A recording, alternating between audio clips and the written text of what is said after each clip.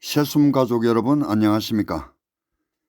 잠시 아주 불편하고도 적나라한 상상을 하나 해보겠습니다. 깊고 어두운 재래식 화장실 안 그곳에는 수많은 구더기가 살고 있습니다. 어떤 구더기는 똥이 잔뜩 묻어 있고 또 어떤 구더기는 오줌이 조금 묻어 있습니다. 그런데 오줌 묻은 구더기가 똥 묻은 구더기를 향해서 이렇게 소리칩니다. 어휴, 저 더러운 놈하고 멸시하고 정죄합니다. 여러분은 이 풍경을 보고 어떤 생각이 드십니까?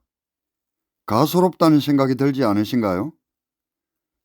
결국 그곳이 화장실인 이상 오물에서 자유로운 구더기는 단 하나도 없는데 말입니다. 오늘날 우리 사회 그리고 교회의 모습이 이와 많이 닮아 있지는 않습니까? 서로의 도덕적 수치를 들춰내면서 우월감을 느끼고 상대를 향해 서슬퍼런 정죄의 칼날을 휘두르지만 성경의 거울 앞에서는 우리는 모두 그저 구더기 같은 존재들일 뿐입니다. 성경은 이를 하마르티아, 즉 관역에서 벗어난 상태를 말합니다. 무엇이 더 묻었느냐가 아니라 우리가 지금 어디에 있느냐가 본질이라는 뜻입니다. 오늘 새숨에서는 우리가 그동안 놓치고 있었던 죄의 진짜 얼굴, 그 불편하지만 외면할 수 없는 진실에 대해서 품격 있는 대화를 나눠보려 합니다. 보통 사람들은 죄라고 하면 법을 어기거나 남을 해치는 도덕적인 결함을 떠올립니다. 하지만 성경이 말하는 죄, 즉 하마르티아는 그보다 훨씬 깊고 근원적인 문제를 다룹니다. 성경에서 말하는 죄의 원어적 의미는 헬라어로 하마르티아입니다. 이 단어의 뜻은 관역에서 벗어나다는 의미입니다. 화살이 관역에 맞지 않았다면 그 화살이 약했을까요? 아닙니다.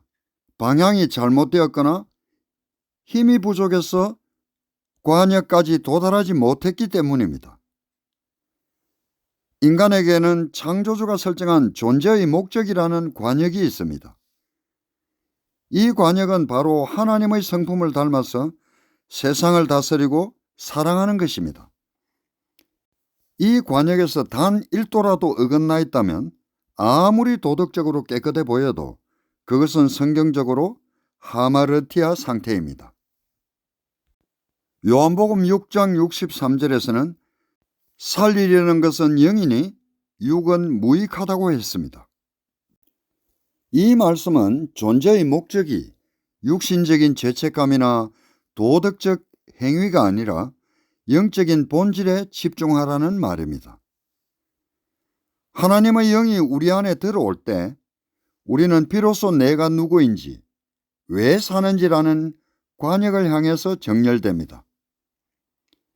전구가 아무리 스스로 빛을 내려고 노력해도 소용없습니다. 전구는 전기가 들어와야 비로소 빛을 낼 수 있습니다. 이 전구는 사람의 영입니다. 죄책감에 시달리지 말고 영 안에서 머무세요. 그런 죄책감에서 해방되어 자유를 누리는 것이 하나님의 뜻입니다. 성경적인 죄는 행위가 아니라 상태를 말합니다. 이것은 매우 중요한 핵심입니다. 우리는 자꾸 행위로 판단하려고 합니다. 로마서 3장 23절은 이렇게 말합니다. 모든 사람이 죄를 범하였음에 하나님의 영광에 이르지 못하더니, 여기서 영광에 이르지 못한다는 것은 질적인 미달을 의미합니다. 정구, 즉 인간이 아무리 깨끗해도 발전기이신 하나님에게서 전선이 빠져 있다면 빛을 낼 수가 없습니다. 전선이 빠진 그 상태를 성경은 죄라고 말합니다. 전선이 빠진 전구가 나는 먼지도 안 묻었고 깨끗하다고 주장하는 것은 무의미합니다. 정구의 본질은 빛을 내는 것인데 근원과 분리되어서 빛을 내지 못한다면 그것이 바로 정구로서의 존재론적인 실패, 즉 죄인인 것입니다. 우리가 말하는 도덕적인 죄는 결과일 뿐입니다. 창세기에서 아담과 하와가 선악과를 먹은 사건의 핵심은 배가 고팠으나 도둑질이 아닙니다. 내가 하나님처럼 될 것이다라는 유혹에 넘어가서 삶의 기준점을 하나님에게서 나로 옮긴 사건입니다. 세상에서 말하는 죄는 나쁜 열매를 따지는 것이지만 성경이 말하는 죄는 뿌리가 잘못된 곳에 박혀 있음을 말합니다. 우리가 생명나무인 그리스도가 아닌 나 자신에게 박혀 있다면 거기서 맺히는 모든 것은 그것이 선이든 악이든 모두 성경적으로 하마르티아, 즉 죄일 수밖에 없습니다. 여러분, 죄는 단순히 나쁜 짓을 하는 것이 아닙니다. 죄는 나의 중심자리를 이탈하는 것입니다. 기차가 선로 위에 있을 때 자유롭듯이 인간은 우리 안에 계신 하나님과 연결 안에 있을 때 비로소 온전합니다. 선로를 벗어난 기차가 아무리 세차를 깨끗이 한들 그것을 정상이라고 할 수 있겠습니까? 죄에 대한 재정의가 필요합니다. 죄는 나쁜 짓이 아니라 관역에서 벗어난 상태를 의미합니다. 그러면 우리는 묻지 않을 수 없습니다. 왜 죄책감 때문에 힘들어할까요? 예수님이라면 어떻게 하셨을까요? 요한복음 8장에서 간음한 여인을 대하셨던 예수님의 태도를 기억해 보십시오. 돌을 던지려는 이들로부터 예수님은 그녀를 보호하셨습니다. 예수님은 그 여인을 정죄하지 않으셨습니다. 나도 너를 정죄하지 아니하노니라고 말씀하시면서 그녀의 영혼을 자유케 하셨습니다. 그리고 마지막에 가서 다시는 죄를 범하지 말라고 고통에서 벗어나 중심자리, 즉 자유와 평안의 자리로 돌아갈 것을 권했습니다. 여기서 우리가 알아야 될 것은 다시 간음하는 죄를 범하지 말라는 말이 아니고 관역에서 벗어나지 말라는 말씀을 하시는 것입니다. 당신의 반성문은 하나님께 필요 없습니다. 하나님은 후회가 아닌 방향을 중심자리로 바꾸라고 말하십니다.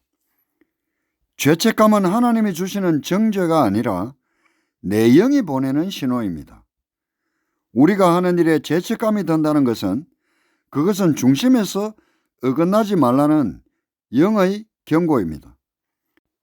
죄를 묻지 않으신다는 약속은 죄가 아무것도 아니라는 뜻이 아니라 그 죄의 대가를 예수께서 이미 치르셨다는 은혜를 의미합니다. 결론은 하나님은 나를 정죄하지 않으십니다. 여러분이 어떤 것을 하는데 영적인 경고음이 계속 들리는데도 포기하거나 그것을 버릴 수 없다면 그 마음조차 하나님 앞에 그대로 내려놓고 기도를 해보십시오. 하나님, 저는 이것을 놓을 힘이 없습니다. 하지만 제 영은 너무나 힘이 듭니다라고 그 수고하고 무거운 짐을 주님 앞에 내려놓는 것입니다. 죄책감, 왜 그 무거운 짐을 내가 지려고 합니까? 죄책감을 가지는 그것이 바로 죄입니다. 예수 그리스도께서 전한 복음은 해방과 자유가 핵심입니다. 만약 우리가 여전히 죄책감이라는 쇠사슬에 묶여서 신음하고 있다면 그것은 복음의 능력을 온전히 누리지 못하고 있거나 혹은 복음을 오해하고 있다는 증거이기도 합니다. 예수님께서 십자가에서 마지막으로 남기신 말씀은 다 이루었다라고 말씀하셨습니다. 여기에서 사용된 헬라어 테텔레스타이는 당시 상업 용어로 채무가 완전히 청산되었다는 뜻입니다. 이미 내가 갚아야 할 빚이 하나도 없는데 채권자가 아닌 내가 스스로 나는 빚쟁이야 라고 괴로워하는 것은 지불된 대가를 무시하는 행위입니다. 죄책감은 이미 끝난 사건을 다시 현재의 고통으로 소환하는 비성경적인 오류입니다. 예수께서 이미 내 죄를 위해서 대신 죽으셨는데 그 죄값을 내가 다시 갚아야 하고 그 죄값을 갚지 못하면 다시 내가 심판을 받는다고 하면 예수께서 헛되이 죽으신 것이고 하나님은 공의롭지 못한 하나님이 되는 비성경적인 오류를 범하는 것입니다.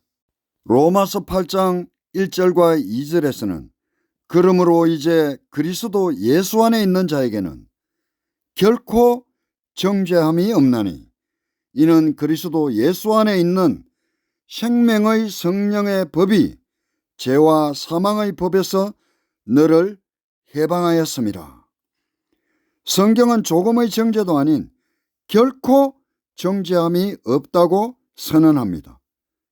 하나님이 무죄라고 판결을 이미 내리셨는데 피고인인 인간이 스스로 유죄라고 판결하면서 죄책감을 갖는 것은 우주의 최고 재판장이신 하나님의 권위에 도전하는 오만한 불신앙이 될 수 있습니다. 시편 103편 12절은 동이 서에서 먼 것 같이 우리의 죄과를 우리에게서 멀리 옮기셨다고 말합니다. 히브리적인 사고에서는 동과 서는 영원히 만날 수 없는 극단을 뜻합니다. 하나님께서 이미 멀리 치워버린 죄의 쓰레기 더미를 굳이 다시 뒤져서 찾아내어서 그것을 가져와서 내 몸에 묻히고 괴로워하는 것이 바로 죄책감입니다. 그것은 복음을 부정하는 것이고 그것이 바로 죄라고 성경은 말합니다. 성경은 정죄하지 말라고 했습니다. 정죄는 교만의 또 다른 이름입니다. 그 대상이 다른 사람이 되었든 자신이 되었든 똑같습니다. 죄책감은 나를 바라보는 것입니다. 나 자신의 완벽하지 못함에 실망하고 자학하는 자기 중심적인 감정입니다. 회개는 죄를 뉘우치는 것이 아니고 하나님을 바라보는 것입니다. 방향을 돌려서 나에게서 그분의 사랑 안으로 뛰어드는 하나님 중심적인 결단입니다. 아담이 하나님을 중심 삼지 않고 하나님을 바라보지 않고 자기 자신을 중심 삼고 자기가 하나님이 되려고 한 것이 죄입니다. 하나님이 이미 용서하신 것을 우리가 스스로 용서하지 못하는 것이 바로 내가 하나님이 되는 것과 똑같은 것입니다. 여러분, 이제 결론을 내려보려 합니다. 우리는 흔히 죄를 내가 지은 나쁜 짓이라고 생각하면서 그 목록을 지우기 위해 평생을 죄책감이라는 감옥에서 보냈습니다. 하지만 오늘 우리가 함께 나눈 성경의 본질은 전혀 다른 이야기를 하고 있습니다.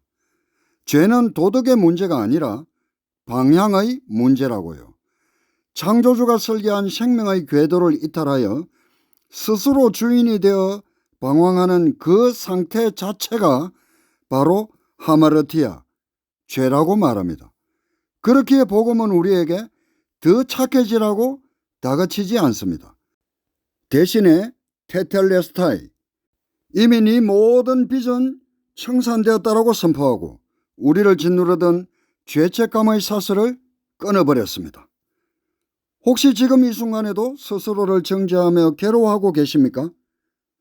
재래식 화장실 안에서 누가 더 깨끗한지 다투는 구더기처럼 의미 없는 비교 속에 자신을 가두고 있지는 않습니까? 하나님은 다른 종교의 신들처럼 여러분의 죄를 묻지 않으십니다.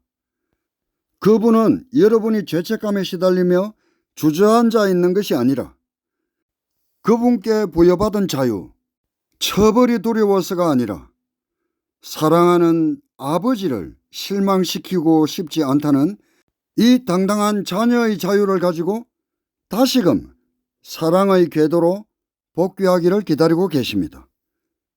기억하십시오.